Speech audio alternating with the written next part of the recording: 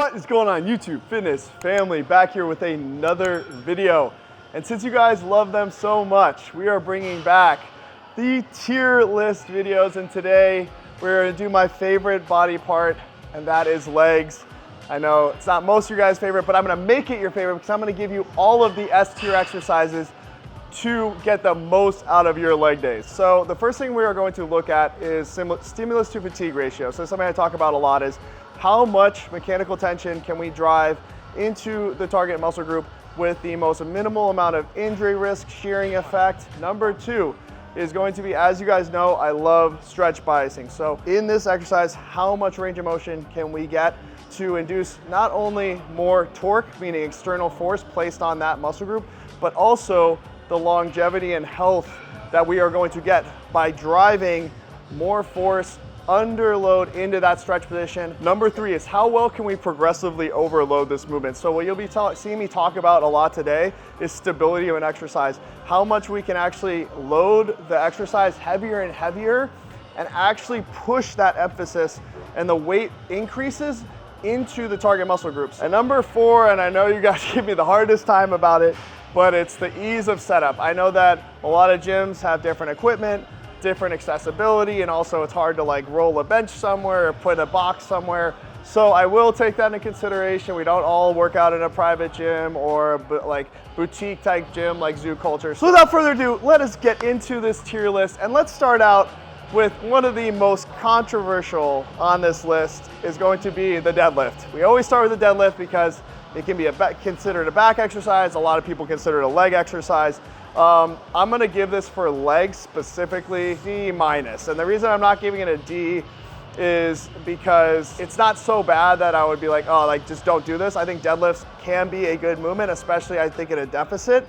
But the reason I wouldn't put them higher is because in terms of engaging legs specifically, it's gonna be mostly glutes, a little bit of adductors, some hamstrings, but it's gonna be mostly spinal erectors, lower back, and just more stabilizer muscles. And the risk is a lot higher. That's a very technical movement. And as you progressively overload it, the risk gets higher in terms of wanting to take over with the lower back or getting some spinal flexion, things that are going to be lend you to be at a higher risk of injury. Also, you have to take into account the strain on even your bicep in a very heavy deadlift. As you get heavier and progressively overload it, it's going to get greater and greater. So a lot of people don't just injure their lower back in a heavy deadlift. It could be a hamstring snap, it could be a bicep snap. So I just think there's so many things. It's such a technical movement. The stability is actually very hard in that movement to drive the acute tension where you want it to be. So for legs specifically, I'm giving a C-. As an overall movement pattern, that's a different story, but this is strictly a leg day tier list, so that's where I'm leaving it. All right, so let's go next into an exercise I think that starts to grade up in terms of their leg efficacy, which is an RDL. I think that immediately once you eliminate some of the knee bend and knee flexion, it's going to drive more acute tension into the hamstring and be a better exercise for legs than for cumulative lower back, glutes, etc. So in terms of an RDL, let's grade them from the different types of RDL. So if we're gonna do a straight up barbell RDL, I'm gonna give this a B+. And the reason that it's not higher, first and foremost, I feel like the big limiter is two things: stability and range of motion.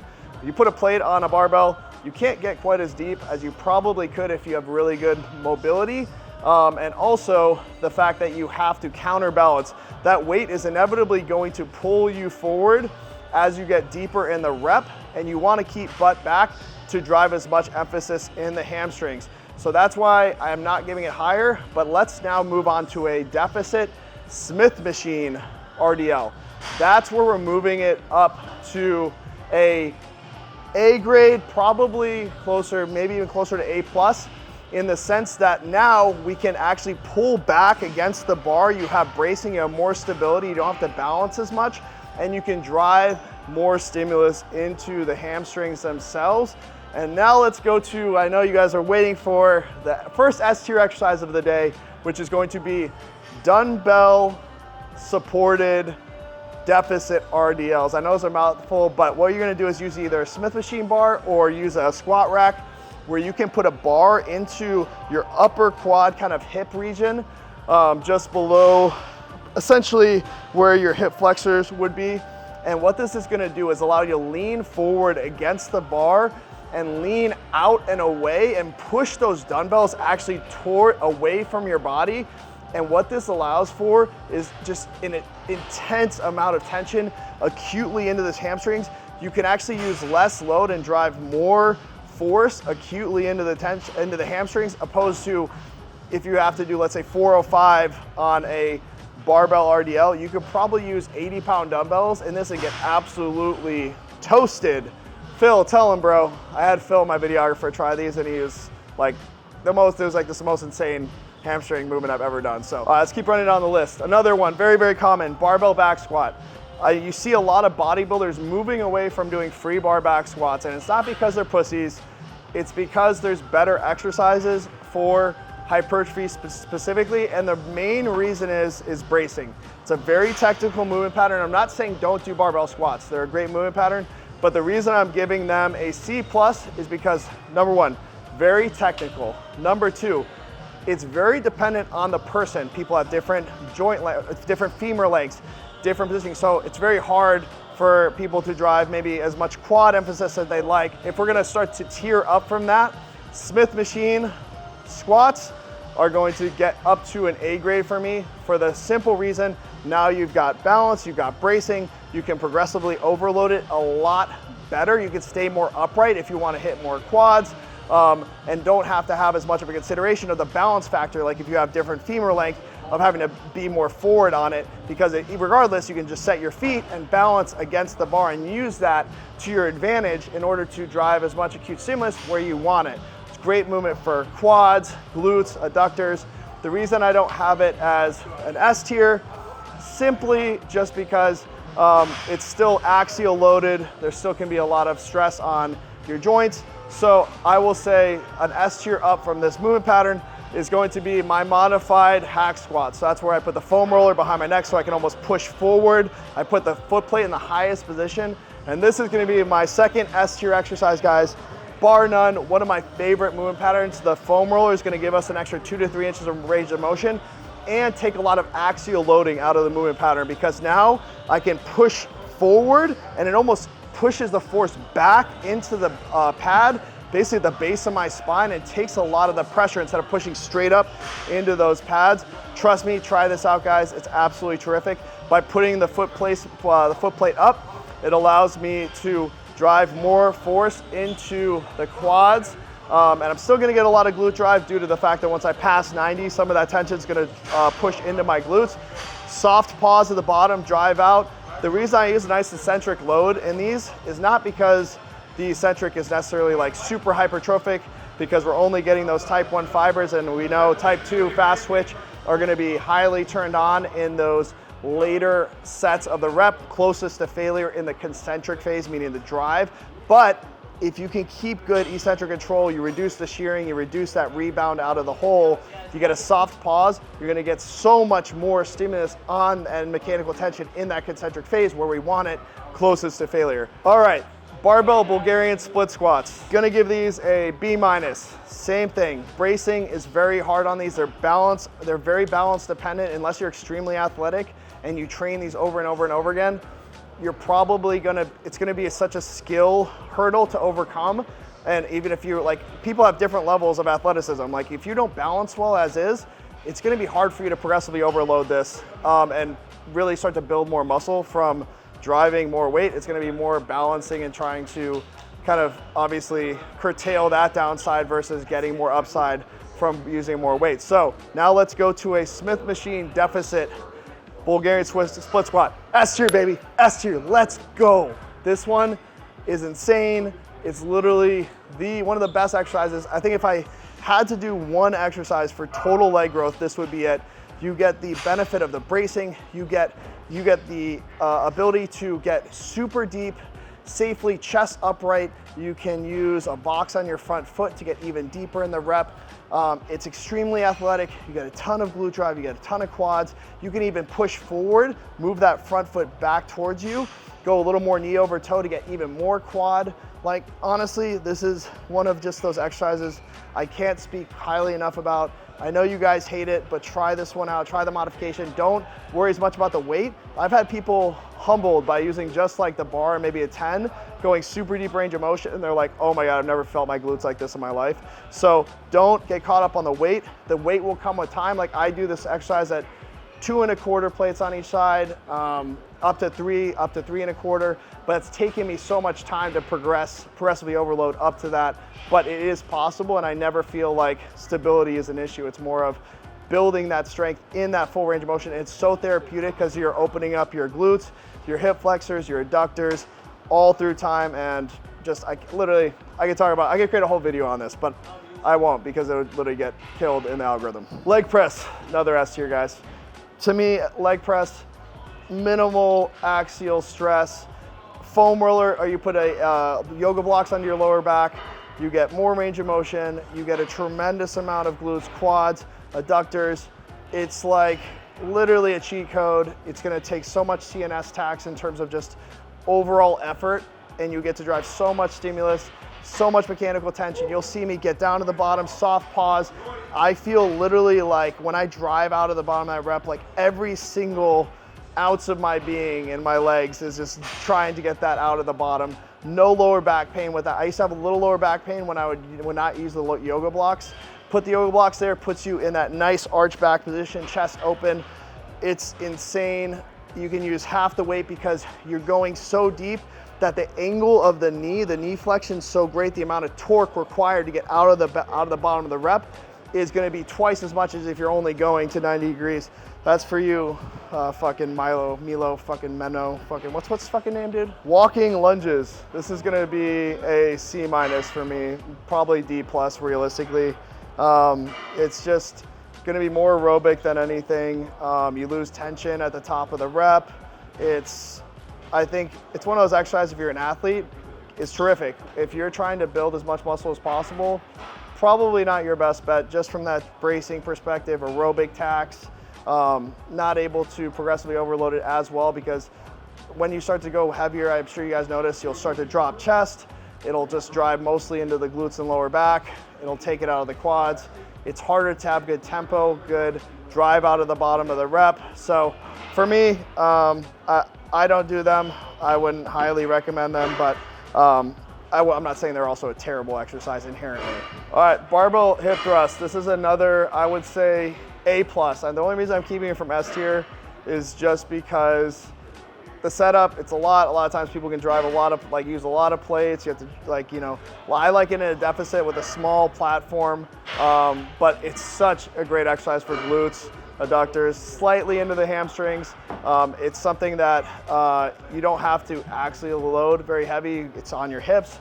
So I think for glutes, God, I really want to put this in S tier. You know what? I'm going to put this in S tier. Glute bridges, I think, regardless of the setup time, I think they're such a great exercise. I think that they will build your glutes. The reason I don't do them as much is because my glutes are already so freaking big and dominant. All right, front squat, C-, same thing as the barbell squat, but even more so in terms of the stability factor.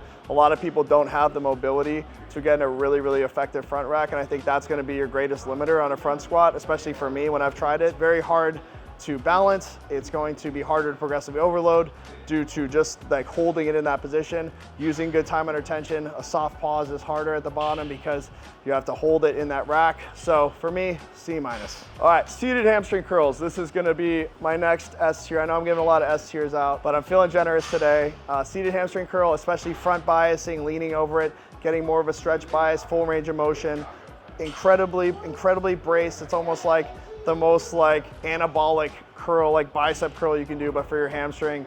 It's terrific. You can get really good contraction bias. You can get really good stretch biasing from leaning over it.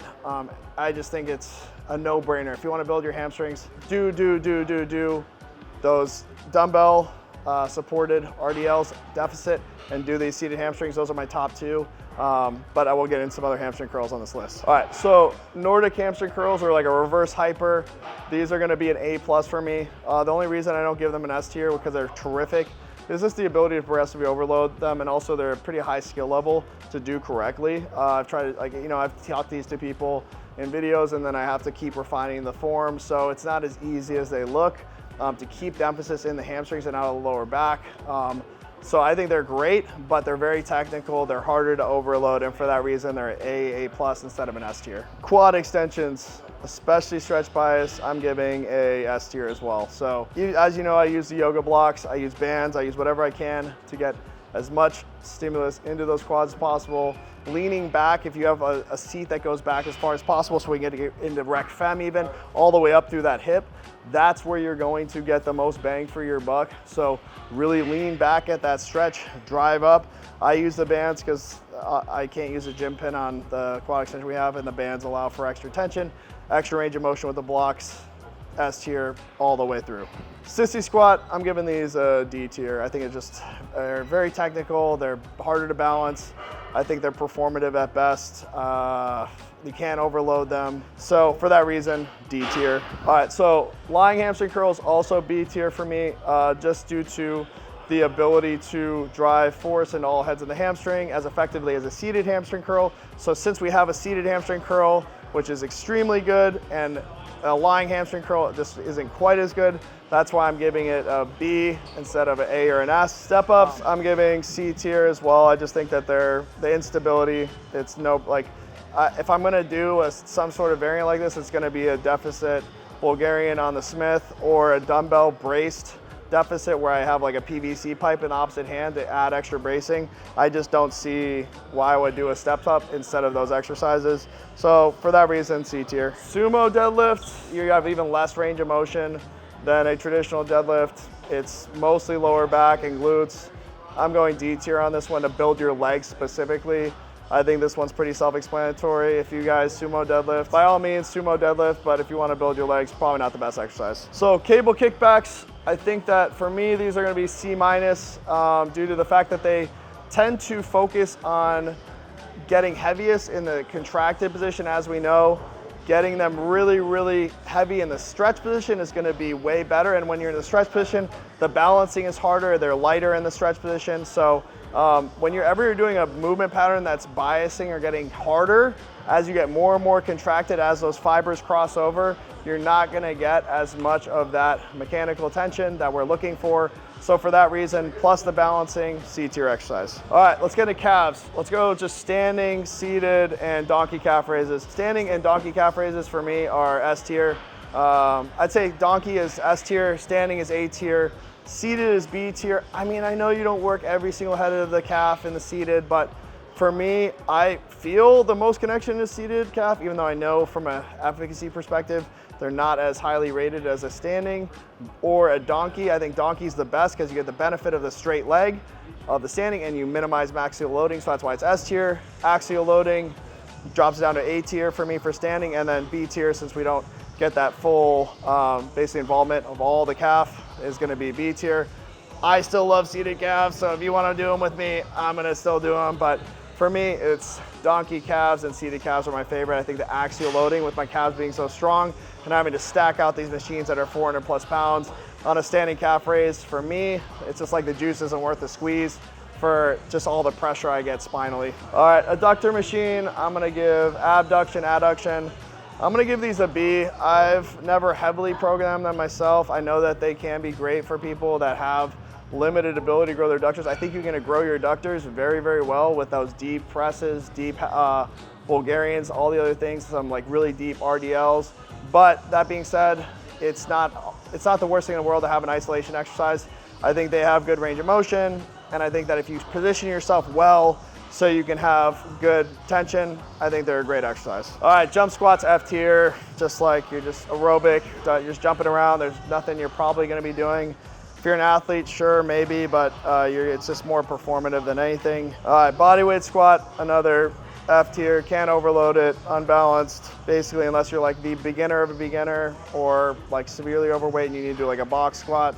I'm not saying it for that, but I'm saying strictly for muscle growth purposes, it's gonna be a D tier for me. And then let's finish out with Turk Builder. That's gonna be an S tier for me because we have the only real turkesterone on the market. I know we get a lot of flack, but like if you saw our behind the scenes, our ownership thread, we are texting all day long, hundreds of texts between our ownership about how we can make this company better, sourcing, distribution. So go and check out the site, get the best supplements in the world. We are on the way up. If you guys are also interested in being an athlete, reach out to me, reach out to the HCLT page. And without further ado, I will catch you guys on the next video.